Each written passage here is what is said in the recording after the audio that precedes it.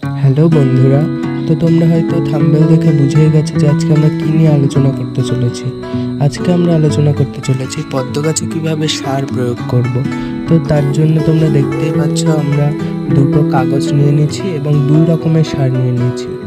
কাগজগুলোকে আমরা ফুচকার টোকনের মতো করে মুড়িয়ে নেব এবং আমরা যেই দু ধরনের সার নিয়েছি সেগুলির মধ্যে একটি হচ্ছে পটাশ এবং একটি হচ্ছে ফসফরাস। তো প্রথমে আমরা পটাশ সারটিকে নিয়ে নিচ্ছি। দেখবে তোমরা পটাশ সারটি খুব লাল গাঢ় রঙের, তোমরা দেখতেই পাচ্ছ।